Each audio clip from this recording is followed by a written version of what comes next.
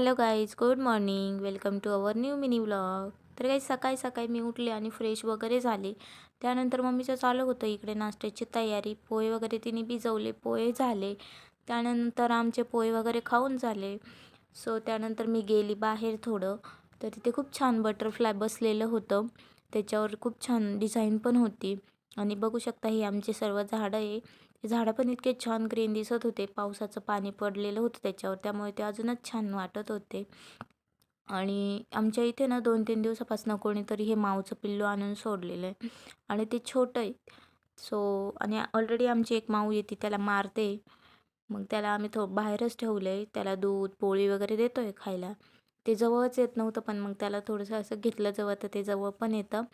आणि असं लाडात आलं होतं ना, ते खेळत होतं माझ्यासोबत. खूप असं जवळ यायचं, पायांमधनं असं गोल-गोल, गोल-गोल करत होतं.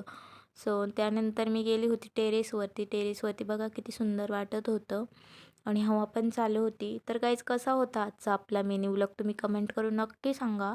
भेटूया आपण उद्याच्या नवीन मिनी व्लॉगमध्ये. तोपर्यंत तुम्ही लाईक, शेअर आणि सबस्क्राईब करून ठेवा. थँक्यू.